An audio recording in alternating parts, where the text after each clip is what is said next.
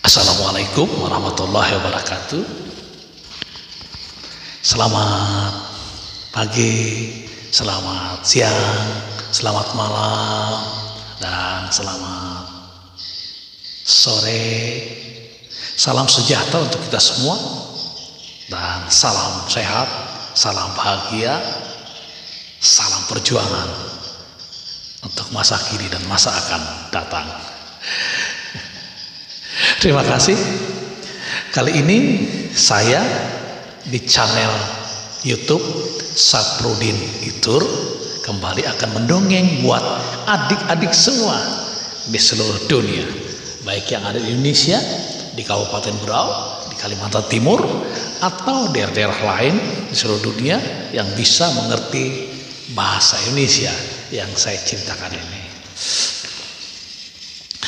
Kali ini saya akan bercerita satu dongeng yang sangat menarik, yaitu dongeng Maratua, asal Pulau Maratua.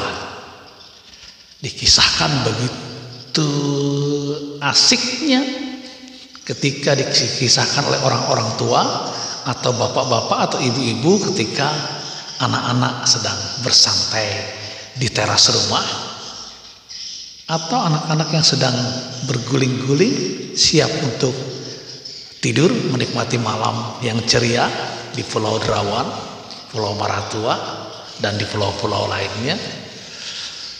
Inilah dia asal-usul Maratua. Pulau Maratua memang tumbuh sejak jutaan tahun yang lalu karena memang proses alam. Tiba-tiba muncul satu pulau yang murni di atasnya adalah batu karang, kars.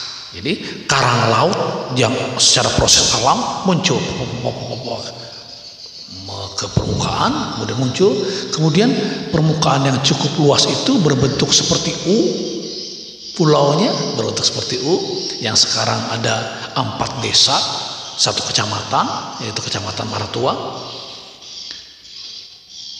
Hampir keseluruhan pulau adalah batu karang, kars, yang betul-betul unik begitu. Jadi memang proses alamiah tumbuhnya Maratua itu keluar dari dasar laut, mungkin karena gempa bumi yang sangat dahsyat pada waktu itu, kemudian terjadi pergeseran, terjepit di tempat-tempat terjepit, maka naiklah dia ke atas menjadi sebuah pulau yang kita kenal dengan Pulau Maratua, yang inti isinya adalah hanya gugusan batu kars yang sangat kuat dan sangat keras.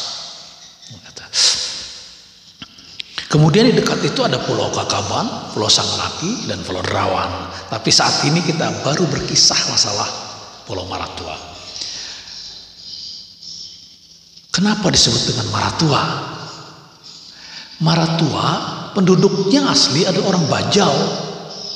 Bajau ini tinggal hampir di seluruh bantaran wilayah utaranya Indonesia, Nusantara Indonesia, dari Aceh, terus wilayah utara Indonesia sampai di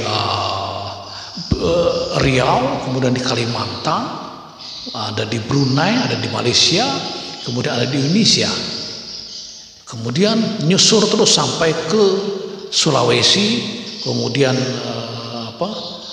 sampai ke Ambon dan Papua. Di Raja Ampat pun ada orang Bajau. Cuma uniknya orang Bajau yang ada di Sulawesi Tenggara, yang ada di Papua dan daerah-daerah lain beda sekali bahasanya dengan Bajau yang ada di sekitaran Derawan, Maratua, dan Malaysia serta Filipina.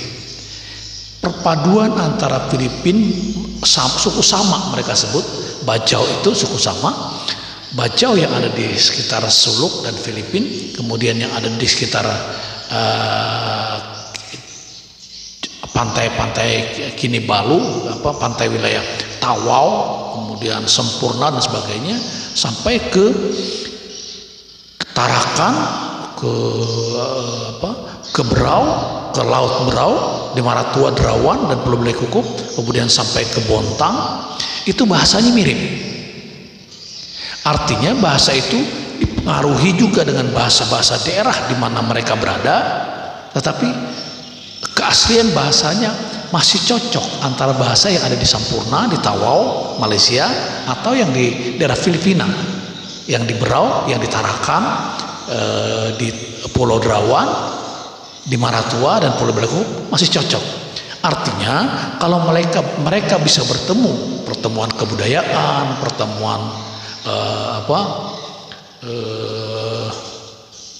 pendidikan, kemudian pertukaran ilmu pengetahuan, mereka masih cocok karena satu bahasa dan mereka masih saling memahami dan mengerti walaupun ada perbedaan-perbedaan. Tetapi begitu Bajau yang ada di Sulawesi, yang ada di Papua sangat jauh berbeda sekali. Perlu ada penelitian memang. Bajau-bajau itu bagaimana mereka kok bisa bergerak hampir seluruh wilayah Indonesia bagian utara. Ada suku Bajaunya sampai ke Papua, tapi bahasa mereka sudah sangat berubah. Nah, ada kemungkinan Bajau yang betul-betul asli itu adalah Bajau yang ada di Pulau Derawan, Maratua, Pulau Balikukuk, yang ada di Tarakan, kemudian ada di Nunukan, kemudian yang ada di Malaysia, baik di Tawau, Sampurna dan sekitarnya, dan di Filipina. Karena mereka sebut dengan suku sama, artinya sama-sama Bajau, sama-sama mengerti dalam satu bahasa gitu. Jadi kalau mereka menyanyikan lagu Bajau, orang Derawan atau Maratua, mereka orang yang di Malaysia, Bajau Malaysia atau Bajau Filipina mengerti. Baik. Nah, kenapa disebut dengan Maratua? Orang-orang Bajau yang ada di sekitaran Derawan Maratua itu hampir boleh dikatakan tidak bisa nyebut R dia.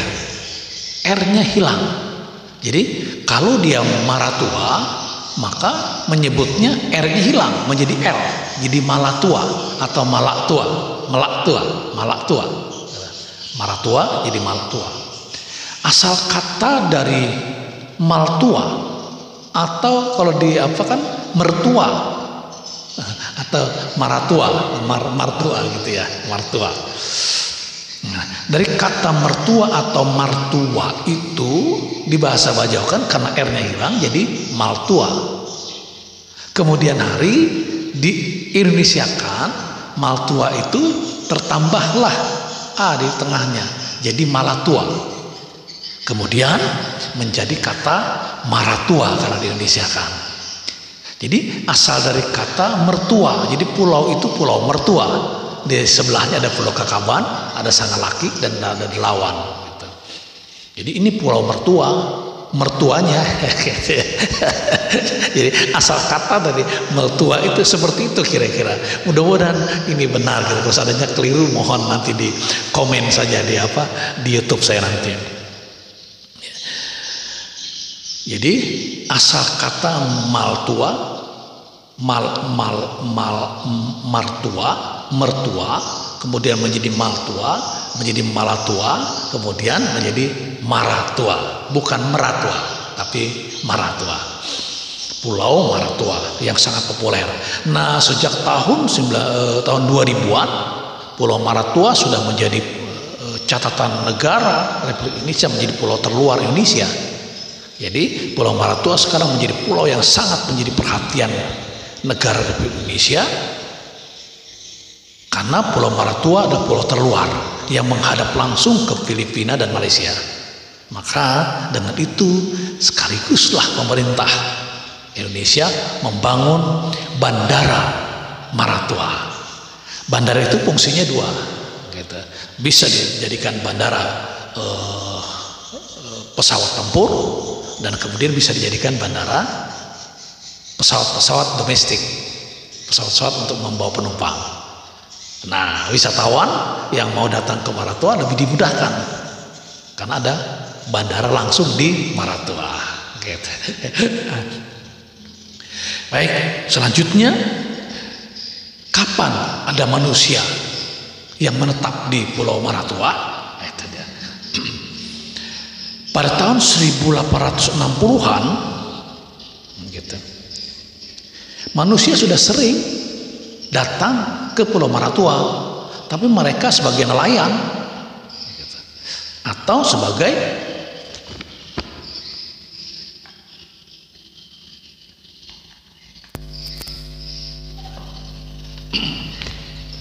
sebagai nelayan atau hanya sebagai tempat bersembunyi. Jadi mereka perahu dulu kan tidak ada kapal yang bermesin ya. Kapal-kapal mereka kecil-kecil, perahu-perahu mereka kecil-kecil, pakai layar saja, pakai tiang dan pakai kain. Jadi terbatas. Apabila mendekati di sana terjadi angin ribut, angin kencang, maka mereka berusaha untuk mendekat ke Pulau Maratua untuk berlindung. Di mana hantaman angin, mereka harus berada di belakangnya agar tidak dihantam oleh angin dan tidak dihantam oleh ombak besar. Nelayan-nelayan juga yang kebetulan di sana sama. Di sana ikannya besar-besar karena dalam lokasinya. Kemudian ikan kecil dan besar banyak sekali, berlimpah. Terumbu karang juga sangat bagus gitu, makanya ikan-ikannya pun sangat bagus. Kemudian di sekitar Pulau Maratua juga ada pulau-pulau lainnya, ada pulau-pulau kecil di sana yang sekarang dijadikan tempat wisata. Nah, pada tahun 1960-an itu sudah mulai ramai orang sedang datang ke sana, yaitu tadi sebagai nelayan atau saat berlayar mereka bertahan di sana untuk menghindari ombak atau angin kencang ketika mereka melintas. Kemudian di Teluk Maratua, itu kan ada Teluk Alulu namanya, ada kampungnya, teluknya, juga indah sekali. Kemudian ada ikan yang unik, ikan yang enak dan enak sekali, ikan bengelus namanya. Orang Bajawa nyebutnya ikan bengelus, gitu. Sangat luar biasa dan besar-besar gitu. Kemudian di sekitarnya itu ikan-ikan hias, kemudian sejenis manta gitu ya, kemudian penyu, ikan lumba-lumba, kemudian ikan yang berbaris ikan apa itu namanya ya, yang suka dilihat oleh para turis waktu diving. Mereka di atas, ikan-ikan itu di atas begini, di atas sawah, melindungi, gelap sekali kalau kita berada di bawahnya ketika diving. Itulah kenikmatan di Pulau Maratua dan sekitarnya. Pada tahun 1900 datanglah seorang tokoh mencari tempat baru untuk berkebun. Beliau ini berasal dari Pulau Derawan yang dulunya memang dipercayakan untuk tinggal di Derawan oleh Kesultanan Berau, Kerajaan Berau. Dia adalah punggawa tabak, bersama rekan-rekan kepercayaannya berangkatlah mencari tempat baru ke Pulau Maratua. Pada umumnya orang kenal Maratua itu adalah daerah batu saja, batu karang saja, tidak ada tempat menanam. Nah, hasil penyelidikan mereka berkeliling di sekitar Maratua, ternyata ada tempat-tempat tertentu yang luas, panjang, putih dengan pasir putih. Itu ada di sekitar yang disebut kemudian namanya Bohe Bukut, dan kemudian di Payung-Payung itu ada wilayah yang berpasir. Setelah di atasnya sedikit, ya udah batu karang lagi gitu. Nah, akhirnya punggawa tabak tadi dengan teman-temannya coba meneliti lokasi itu. Kemudian dicoba digali sumur, adakah air tawar di tempat itu? Ternyata ditemukan air tawar. Nah, maka punggawa tabak bersama teman-temannya yakin bahwa ini adalah tempat baru yang bisa ada penghidupan dan bisa berkembang di masa akan datang. Mulailah mereka berkebun di sana. Pada sekitar tahun 1903 mereka sudah mulai menumbang pohon-pohon di sekitar itu, pohon-pohon endemik yang tumbuh di sana mereka bersihkan, kemudian diganti dengan ditanami kelapa. Tidak lama prosesnya, kelapa pun tumbuh subur. 3 tahun kemudian sudah begitu suburnya. Jadi 1905 sudah mulai panen punggawa tabak bersama teman-temannya. Karena pada waktu itu ukuran orang kaya pada zamannya adalah orang di laut, di wilayah Derawan, Maratua dan sekitarnya, orang yang punya kebun kelapa. Begitu orang itu kebun kelapanya luas dan banyak hasil panennya, dialah orang kaya. Jadi ukuran kekayaannya, akhirnya punggawa dinyatakan sebagai orang kaya di Pulau Maratua, sebagai orang pertama di Maratua yang berkebun di Bohe Bukut. Di punggungnya Pulau Maratua di U, kalau dia U seperti ini gitu ya, berarti di punggungnya ini dia gitu. Bohek Bukutnya. Di sana ada air, kemudian di sana ada pasir. Begitu proses politik, ekonomi dan sebagainya gitu, ternyata Punggawa Taba terkena imbas dari perdagangan dan bisnis di zaman Hindia Belanda. Tiba-tiba pada tahun 1908 ya, tokoh dari Pulau Derawan, orang kayanya Pulau Derawan gitu, yang dikenal dengan nama Tambun Liong, keturunan Cina, tetapi istrinya orang Bajau, dengan dikenal dengan Endok namanya gitu, istri beliau, dan punya anak di sana. Nah, beliau ini pengusaha yang sangat sukses di Pulau Derawan. Kemudian mendapatkan izin dari Hindia Belanda di Bohai Bukut untuk perusahaan NV Langwan, NV Langwan, sebuah perusahaan perkebunan, diberikan izin oleh Hindia Belanda dari Banjarmasin di tempat yang sekarang menjadi wilayahnya Punggawa Taba, menjadi wilayah perusahaan NV Langwan itu, yang pemiliknya adalah Tambun Liong. Mau tidak mau, karena wilayah itu mendapatkan izin dari Hindia Belanda, apapun yang terjadi, bakal Tamba harus angkat kaki, harus merelakan, harus pergi dari situ dan meninggalkan tempat itu. Akhirnya Punggawa Taba harus meninggalkan Bohai Bukut dan pindah ke Bohai Silian. Di Bohai Silian beliau menanam kelapa lagi, padahal bukan di daerah padang pasir, ada pasirnya, di daerah batu-batu. Di batu-batu karang itu ternyata subur sekali juga kelapanya, unik memang. Ternyata akar-akar kelapa itu masuk di lubang-lubang kars ini ke dalam. Di dalam lubang-lubang itu tersedia air yang tertahan ketika hujan. Nah, itu jadi serapan makanan kelapa. Ini tidak hanya di daerah pasir di Bohai Bukut atau payung-payung yang subur, di daerah lain juga subur. Itu hasil percobaannya Punggawa Taba memang. Dan akhirnya orang lain datang ramai-ramai ke Bohai Silian untuk sama berkebun menanam kelapa, mendampingi Punggawa Taba. Nah, di Bohai Bukut pun sekarang menjadi miliknya NV Langwan. Pada tahun 1910 Punggawa Taba meninggalkan Bohai Bukut, pindah ke Bohai Silian, kemudian berkebun lagi di sana. Melihat perkembangan kampung Bohai Silian yang begitu pesat, perkebunan semakin jadi dan subur, orang-orang berdatangan ke sana. Pada tahun 1911 dan 1912 banyak orang Bajau yang datang dan menetap di Bohai Silian. Pada tahun 1912 tersebut Punggawa Taba diangkat menjadi pembakal. Wah, kalau sudah nama pembakal itu luar biasa pada waktu itu. Padahal levelnya pembakal itu sama dengan kepala desa atau lurah lah begitu. Tapi kalau namanya pembakal, wah, tidak orang main-main yang diangkat menjadi pembakal. Artinya orang itu punya kesaktian, punya kelebihan, punya wibawa, punya keberanian. Wah, begitu menakutkan.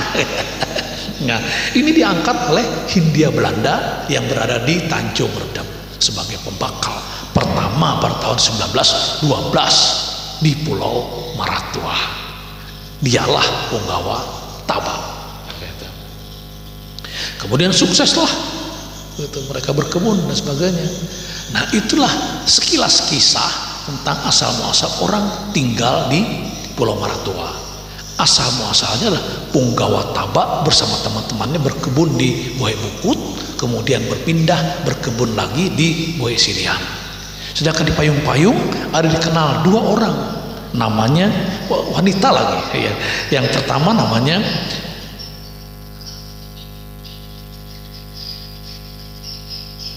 Enggok ya, Enggok Eni.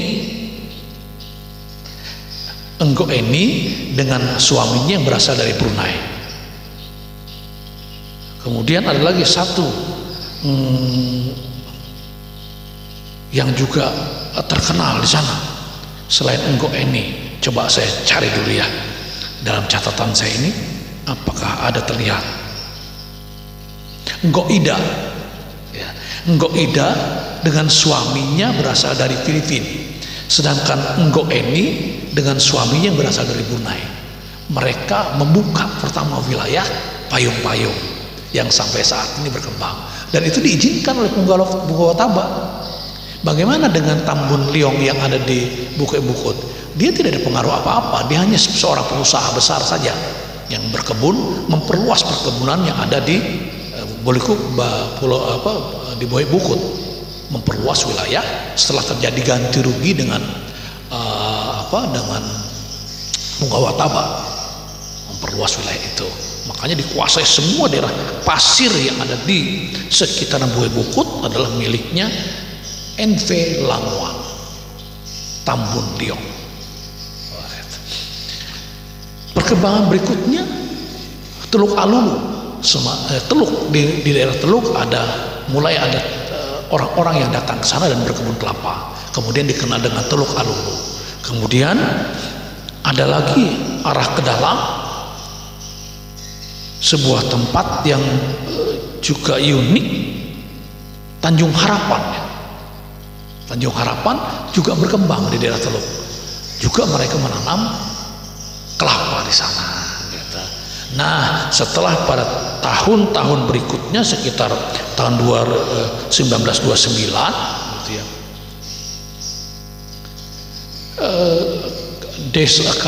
pembakal bertambah di Pulau Maratua. Jadi pecah, pembakal Boesidan berpecah menjadi dua pembakal, yaitu pembakal Boesidan tetap Punggawa Taba, dan muncul ada punggawa baru di Teluk, kepala desa baru, pembakal baru di Teluk Alulu. Kemudian berkembang lagi, kemudian berkembang Teluk Tanjung Harapan pun menjadi pembakal. Kemudian payung-payung juga ada pembakalnya. Nah, pada tahun 1974